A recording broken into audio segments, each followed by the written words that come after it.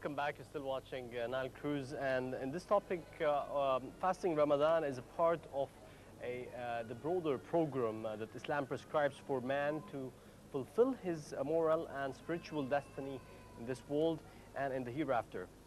It is the special worship designed to develop in man the ability to exercise self-restraint and patience for the pleasure of Allah subhanahu wa ta'ala, and man's creator, Lord and nourisher. Its objective is to give him the power to keep in check his unruly desires and tendencies that make him prone to greed, revenge, anger, provocation, and fear, that make him commit various sins, acts of aggression, cruelty, and oppression. We join today with a human development expert, Mr. Hisham al-Ramli, joining us. I'd like to thank you very much for joining us. My pleasure, sir. So let me at the beginning, Ramadan is a perfect opportunity to change our attitude and to tame our behavior, towards a lot of things. From your expertise as a human development expert, how does this fit, in light of, changing and developing humans? Ramadan is one of the most important months in the year of Muslims. It is the month of mercy, the month of enlightenment. And fasting is not fasting about food and or drinking. It is fasting about all bad habits. And in new science of human resources and human development, they are returning back to the soul. And the month of Ramadan is the month of the soul. So it needs to perceive this month in the right ways and to have the right perception about this month, about giving the good things and saying the good words, not the contrary. If you ask anybody, any Muslim around the world, he will tell you, where is Ramadan? Ramadan is in Egypt because of the rituals, the lighting systems that they do. But the most important is to come back to our... Spiritually and... yes, to our habits and to our own perception about Ramadan. Yes. In the few years, I was always seeing something negative about the quantity of production in TV is enormous.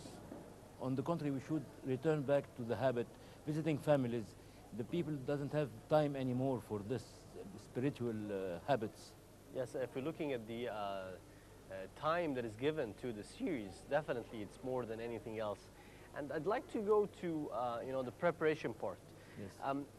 From the Egyptian culture and the Arab culture, there is a lot of preparation for the holy month of Ramadan. Yes. And unfortunately, this preparation comes in the sort of accomplishing tasks and work that you want to finish before Ramadan. It's about preparing some good food. Exactly. And buying some food, preparations for the rituals and what happens during the holy month of Ramadan. But there is a significant part that should be happening in terms of the mental and psychological and spiritual preparations for the holy month. Exactly. I think when Allah ordered us to fast in Ramadan, is to let us feel what the poor people feel all over the year. So we need to perceive this again, yes, to see how these people feel all over the year. So if it is not bad, we need not to prepare food. We need to prepare food for the people, for the poor people. We need to prepare nice event to be generous to the people who doesn't have this kind of food, yes, not the contrary.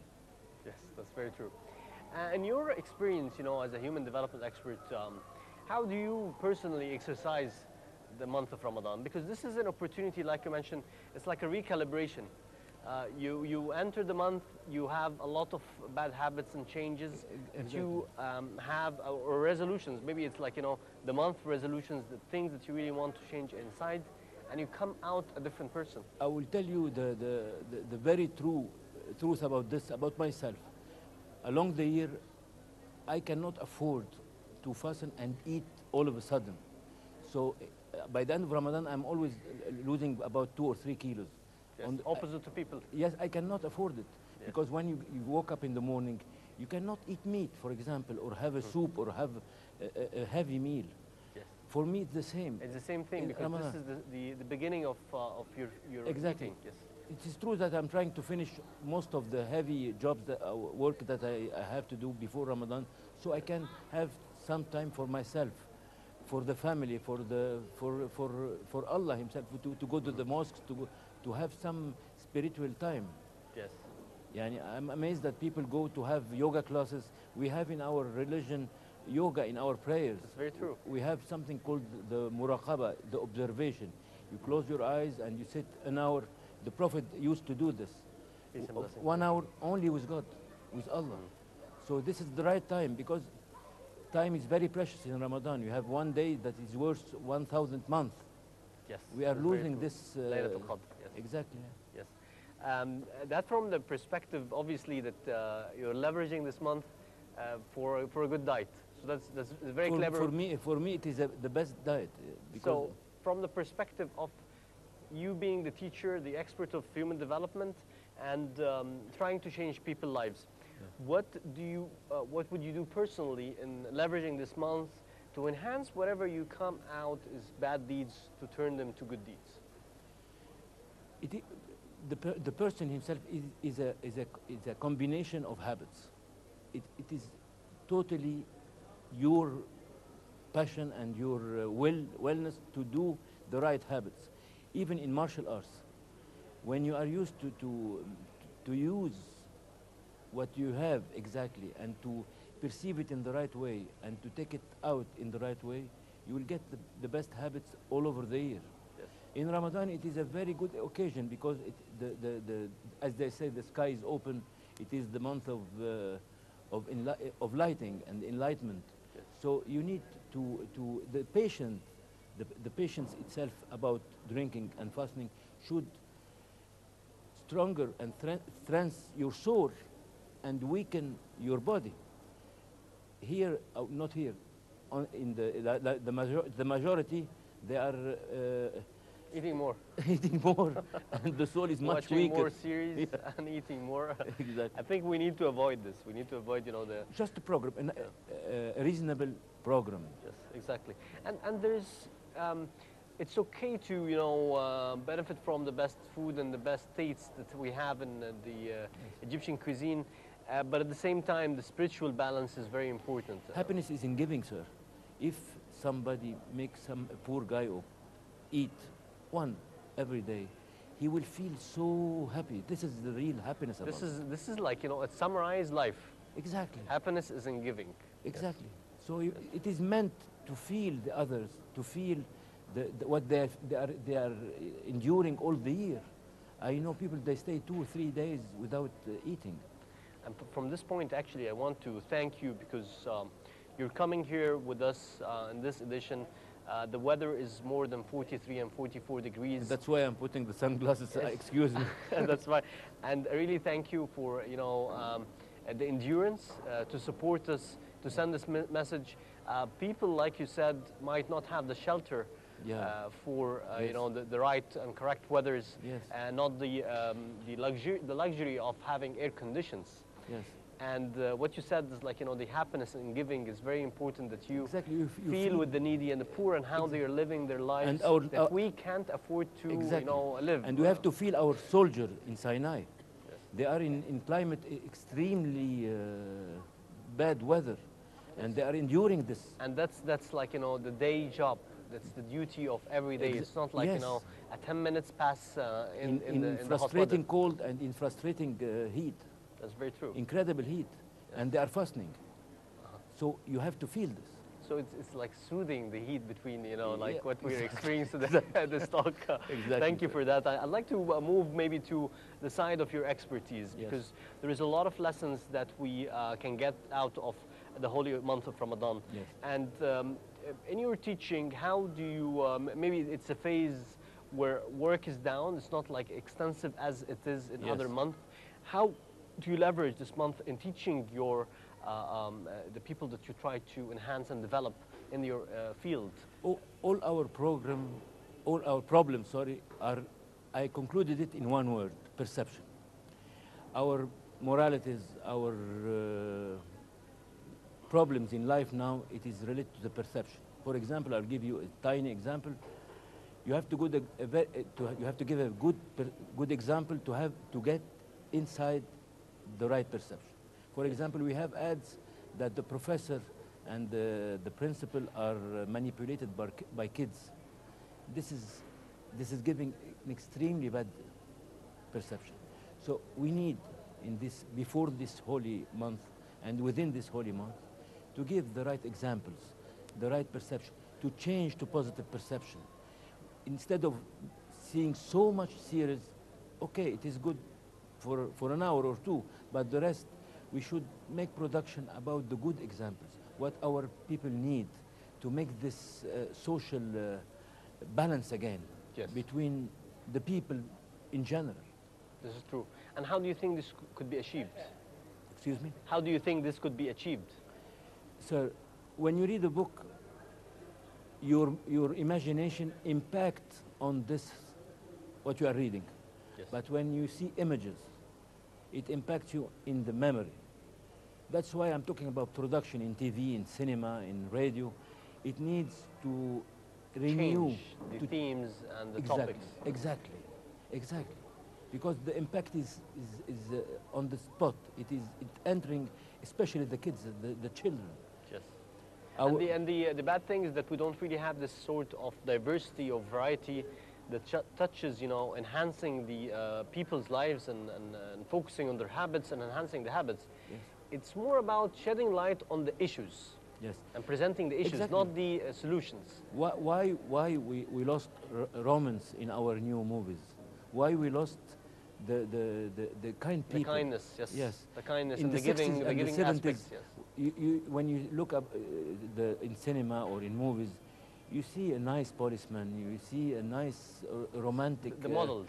Yes, there was love.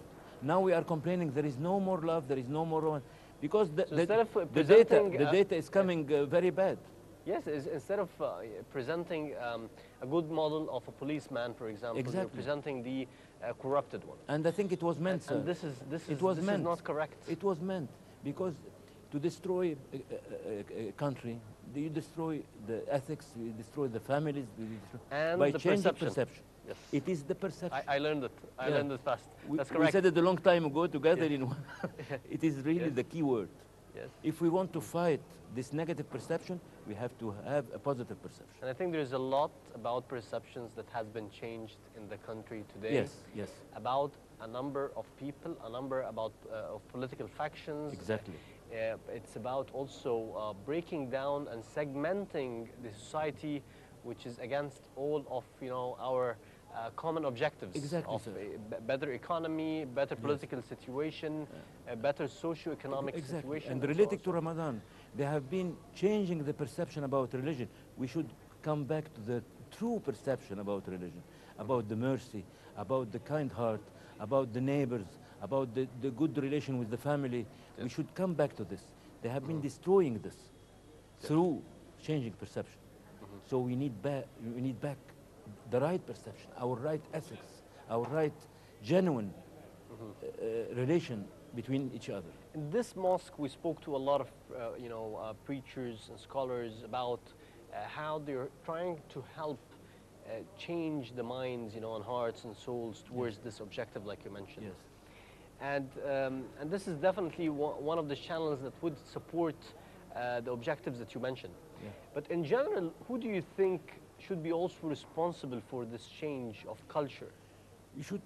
We should work parallelly from the school till the very old people and in the foreign countries. Yes. By using a simple language. Simplicity is beauty, sir, and beauty is simplicity. We should perceive our religion in the right way without so much complicating. With all due respect to Al-Azhar Mosque and all the effort done, when you talk to people, you should be very simple. Religion in simple words, is mercy. Mercy is love. Love is friendship. Friendship is giving.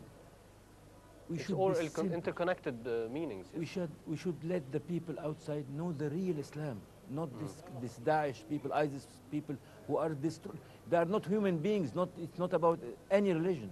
They are not related to any religion or any human beings. animals are much better. Yes. You, in this edition, you mentioned, as a final question to you, or maybe as a final note, you mentioned two important messages. Yes. The first one is about, happiness is in giving. Yes. And the second thing is that perception and the change in perception would enhance a lot of lives, a lot Yes. of, the Yes. culture, and a lot of situation and issues between Yes. people and one another. Yes. What would be the third message that you want to give to people, in this important times where they really need to connect with themselves and with Allah subhanahu wa ta'ala? Sir, we are in the time of working. And to work right and to give right, you have to love what you are doing. Love is the key word for everything. When you love your wife, you will get quickly to your place, to your home. When you love your work, you will do it and you will be a creative person. When you love your environment, you will be trying to enhance it and to clean it and to make better world around you. When you love your neighbors, you will always be happy to be around them. Yes. Love is everything. And without love, it's like the soul for the body. Love is the Foundation. the foundation cornerstone, yes, yeah. of a happy living. Yes. Well, finally, Hisham Ramli, the time has passed very fast with you, and Thank you, I really sir. enjoyed the discussion today. I enjoyed it too, Thank you sir. very much. Thank you, sir. My pleasure. Let's move now to a short break, and returning back with more, so stay with us.